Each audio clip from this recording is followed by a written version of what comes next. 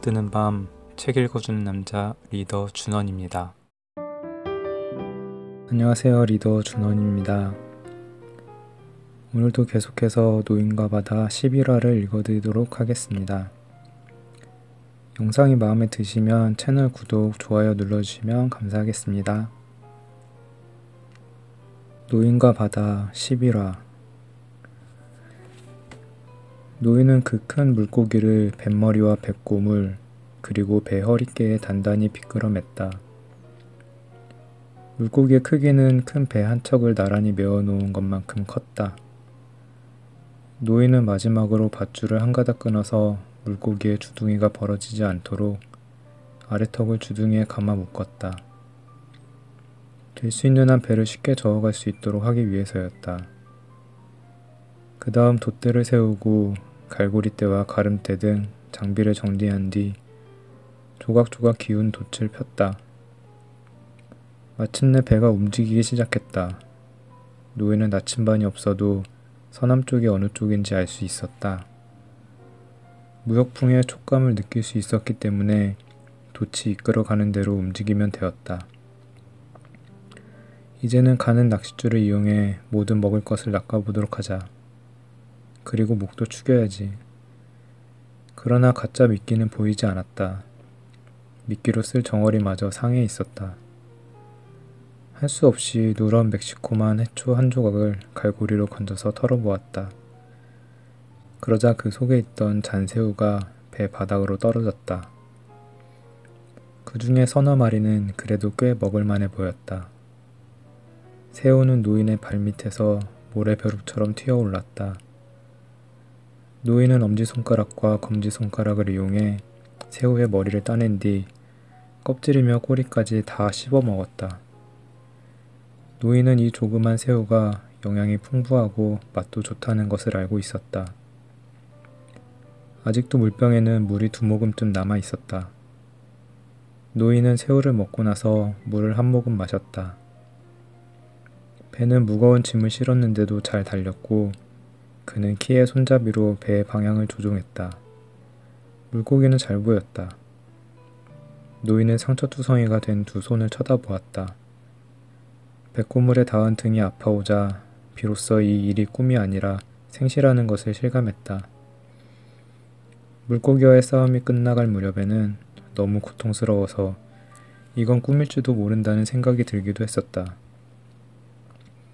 그래서 물고기가 물 밖으로 솟구쳐 올랐다가 바다로 떨어지기 직전에 물고기의 자태를 보고서 이상하다고 여겼던 것이다. 노인은 도저히 그 광경을 믿을 수가 없었고 심지어 그때는 시력이 좋지 않아서 눈앞에 펼쳐진 광경도 잘 보이지 않았기 때문이다. 이제 노인은 물고기도 실존해 있고 자신의 손과 등도 실제로 아프다는 것을 깨달았다. 이것은 분명히 꿈이 아니었다. 이 정도의 상처는 얼마 가지 않아서 나을 거다. 노인은 생각했다. 피가 멈추었으니 소금물에 담그면 금세 낫겠지. 깊은 바닷속의 바닷물은 우리 같은 어부들에겐 무엇보다도 제일 잘 듣는 약이야. 손은 할 일을 훌륭히 해냈고 또 배는 순조롭게 달리고 있어. 이제 내가 해야 할 일은 머리를 맑게 하는 것뿐이지. 물고기는 주둥이를 꽉 담은 채 꼬리만 수직으로 오르락내리락 하고 있었다. 물고기와 노인은 형제처럼 항해하고 있었다. 그러다가 정신이 조금 희미해지기 시작하자 노인은 얼른 다른 생각을 했다. 물고기가 나를 데리고 가는 건가? 아니면 내가 물고기를 데리고 가는 건가? 내가 물고기를 뒤에 매달아 끌고 가고 있다면, 혹은 물고기가 배에 실려 있다면 이런 생각이 들 리가 없어. 노인은 배와 물고기가 한데 묶여서 나란히 함께 나아가고 있다는 생각이 들었다.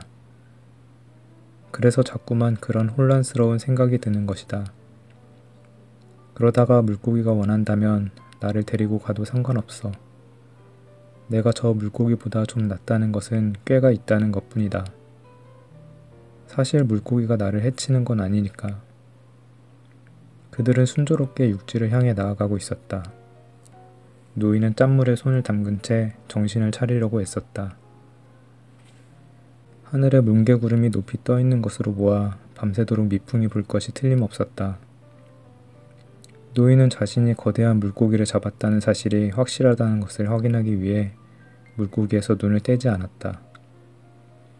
첫 번째 상어가 물고기를 공격해온 것은 그로부터 1시간이 지난 후였다. 상어의 공격은 결코 우연한 일이 아니었다.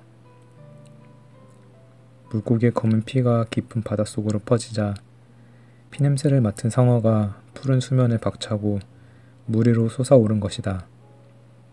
그러고는 다시 물속으로 들어가서 피냄새를 쫓아 배와 물고기가 지나온 길을 따라 헤엄쳐 왔던 것이다. 상어는 피냄새의 흔적을 잃어버렸다가 다시 냄새를 찾아내 재빨리 따라왔다. 바다에서 가장 빨리 헤엄칠 수 있는 덩치가 큰 마코상어였다. 그 상어는 흉악한 주둥이만 빼고는 몸 전체가 아름다웠다. 잔등은 황새치처럼 푸른빛이었고 배는 은빛이며 매끈했다. 빠르게 헤엄칠 때는 커다란 주둥이를 꽉 다물고 있어서 꼭 황새치처럼 보였다. 상어는 바로 수면 아래에서 높은 등지너위를 꼿꼿이 세운 채 노인의 배를 뒤쫓았다. 등지느러미가 가차없이 물을 갈랐다.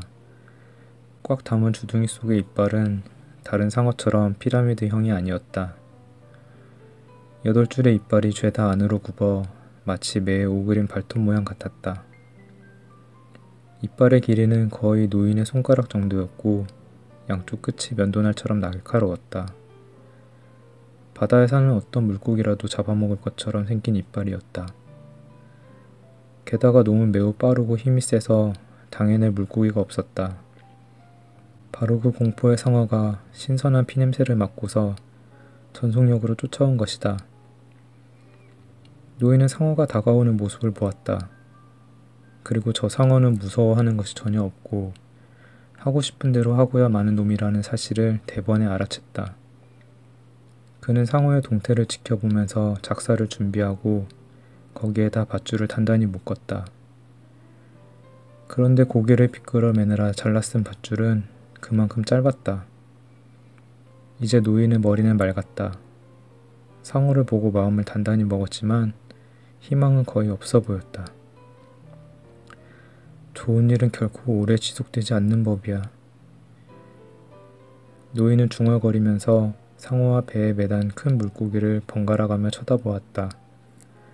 이건 역시 차라리 꿈이라면 좋겠다 노인은 생각했다. 상어가 공격하는 것을 막을 수는 없겠지만 잘하면 그놈을 잡을 수 있을지도 몰라. 이 망할 놈의 마코상어. 상어는 빠른 동작으로 배꼽을 가까이 바싹 몸을 붙였다. 상어가 물고기를 공격하려는 순간 노인은 상어의 벌어진 주둥이와 괴기스러운 눈을 보았다. 놈이 바로 꼬리 위쪽에 살점을 물어뜯자 이빨에서 찰칵 소리가 났다. 잠시 상어의 머리가 물 밖으로 나왔다. 노인은 상어의 머리통을 겨누었다. 그리고 두 눈 사이의 줄무늬와 코에서 뒤로 똑바로 올라간 줄무늬가 교차되는 지점에 작사를 꽂았다. 그때 상어의 가죽과 살이 찢어지는 소리가 들렸다. 그리고 노인의 눈앞에는 그저 크고 날카로운 푸른 머리와 커다란 눈과 거친 이빨을 찰칵거리며 무엇이나 삼켜버리는 툭 튀어나온 주둥이가 보일 뿐이었다. 그러나 바로 그곳이 상어의 골이 있는 위치였고 노인은 있는 힘을 다해서 피투성이가 된 손으로 작사를 내리쳤다. 희망은 없었지만 무서운 결의와 철저한 증오심으로 작사를 꽂았다. 상어가 빙그를 돌기 시작했다.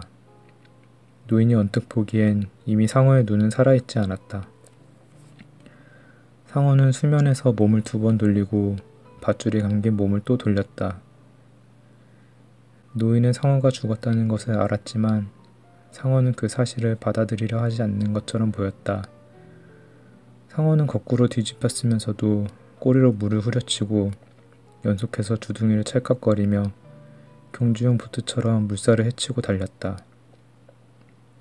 상어의 꼬리가 요동치는 바람에 수면에는 하얀 물보라가 일었다. 이어서 밧줄이 팽팽해지고 부르르 떨리더니 뚝 끊어져 버렸다. 그때 상어의 몸뚱이가 대부분이 무리로 드러났다. 상어는 잠시 수면에 가만히 떠 있었다. 노인도 움직이지 않고 상어를 지켜보았다. 이윽고 상어는 천천히, 아주 천천히 가라앉았다. 저 망할 놈의 상어가 물고기를 뜯어먹는 바람에 내가 벌 돈도 줄어들었어. 노인은 잠옷 억울하다는 듯이 소리내어 말했다. 그리고 그놈이 작살과 밧줄도 모두 가져가 버렸다. 노인은 생각했다. 내 물고기는 아직도 피를 흘리고 있어. 그렇다면 언제든 다른 놈들이 또 나타날 테지. 노인은 더 이상 그 큰 물고기를 보고 싶지 않았다. 물고기가 뜯길 때 노인은 마치 자신의 살점이 뜯기는 것 같았다. 하지만 내 물고기를 물어뜯은 상어를 내가 죽였어. 노인은 생각했다. 그놈은 내가 본 중에서 가장 큰 마코 상어야. 사실 나는 큰 놈들을 많이 보았지. 이렇듯 엄청난 행운이 오래갈 리가 있나. 노인은 생각했다. 온 힘을 다 쏟아부어 물고기를 낚은 일조차 꿈이었으면 좋겠다. 신문지를 깔고 침대에 혼자 누워있는 편이 더 좋을 텐데. 인간은 패배하는 존재로 만들어진 게 아니야. 노인은 말했다. 인간은 파괴될 수는 있어도 패하지는 않지. 물고기를 죽인 것이 좀 후회스럽군. 노인은 생각했다. 이제부터는 더 큰 시련이 닥쳐올 텐데 나에게는 작살마저 없으니. 마코 상어는 대부분 잔인하고 힘이 세며 영리해. 하지만 내가 그 상어보다는 더 영리했어. 아, 내가 더 영리한 것이 아니라 다만 저들보다 무장이 잘 되어 있었던 것뿐이라면 큰일이군. 쓸데없는 생각이랑 말라고 늙으니. 노인은 스스로를 꾸짖었다. 상어가 나타나면 그때 상대할 일이지 벌써부터 걱정을 왜 하고 있담. 하지만 생각하지 않을 수가 없어. 노인은 생각했다. 남은 것이라고는 그것밖에 없으니 오직 그것하고 야구뿐이다. 내가 상어의 골통을 찌르던 멋진 순간을 디마지오가 봤으면 어떻게 생각했을까. 뭐 그리 대단한 솜씨는 아니었지만 그건 사실 누구나 할 수 있는 일인걸. 그러나 내 손이 뒤꿈치뼈가 아픈 만큼 불리한 조건이었을까? 알 수 없어. 옛날에 헤엄을 치다가 가오리에게 찔린 적이 있었지.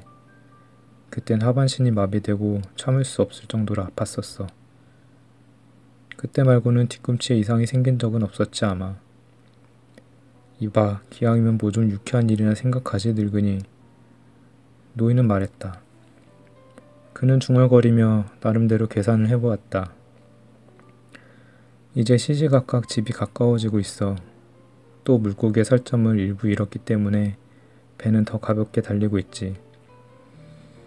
그러나 배가 조류의 안쪽으로 들어가면 어떤 일이 일어나리라는 것을 노인은 잘 알고 있었다. 그리고 이제는 어찌할 방도가 없었다. 아니야, 반드시 다른 방법이 있을 거야. 노인은 큰 소리로 말했다. 그래, 노끝에 칼을 묶어 놓으면 돼. 노인은 겨드랑이에 끼고 있던 키 손잡이와 밟고 있던 돛자락을 이용해서 무기를 만들었다. 자, 나는 틀림없이 늙은이에 불과해. 그렇지만 무장은 되어 있잖아. 미풍이 좀 세지는 듯 했다. 배는 잘 달렸다. 노인은 물고기의 앞부분만을 바라보기로 했다. 그러자 약간의 희망이 생겼다. 희망 없이 산다는 것은 매우 어리석은 일이다. 심지어 그것은 죄다. 지금은 죄에 대해서는 생각하지 마라. 지금은 죄 말고도 얼마든지 생각해야 할 문제가 많다. 또한 죄가 뭔지도 잘 모르겠다. 나는 죄가 뭔지 잘 모르겠고 또 그런 게 있다고 믿고 있는지도 확실하지 않아. 그렇더라도 아마 그 고기를 죽인 것은 죄가 될 거야. 내가 살기 위해서 또 여러 사람에게 먹이기 위해서 그렇게 했다 할지라도 그것은 죄야. 하지만 그렇다면 무엇이든 죄가 아닌 게 없을 테지. 아무튼 지금은 죄를 생각하지 말자. 이제 와서 그런 생각을 하기에는 너무 늦었어. 그리고 돈을 받고 죄에 대해 생각해주는 사람들도 있으니까. 그런 사람들이나 죄에 대해 실컷 생각하라지. 물고기가 물고기로 태어난 것처럼 나는 어부가 되려고 태어난 거야. 성 베드로도 디마지오의 아버지도 한때 어부였어. 노인은 자신과 관련한 모든 일을 긍정적으로 생각했다. 노인에게는 읽을 책도 라디오도 없었기 때문에 자연히 많은 생각을 하게 되었다. 그 중에 하나는 죄였다. 너는 다만 살기 위해서라든지 팔기 위해서 물고기를 죽인 것은 아니다. 긍지를 위해서, 또 어부이기 때문에 물고기를 죽인 것이다. 너는 물고기가 살아있을 때도 사랑했고 죽은 뒤에도 역시 사랑했다. 만약 진정 고기를 사랑한다면 죽이는 것은 죄가 아니야. 아니, 오히려 죄보다 더한 것이 되는 걸까? 늙은이, 자네는 생각이 너무 많군. 노인은 소리내어 말했다. 그러나 너는 마코상어를 죽이고 기뻐했어. 노인은 생각했다. 그놈은 너처럼 산 고기를 먹고 살아. 어떤 상어는 썩은 고기나 먹고 돌아다니지만 그놈은 아름답고 고상하며 어떤 두려움도 모르는 상어야. 맞아, 나는 정당방위로 그 상어를 죽였어. 노인은 소리내 말했다. 그리고 나는 놈을 멋지게 해치웠어.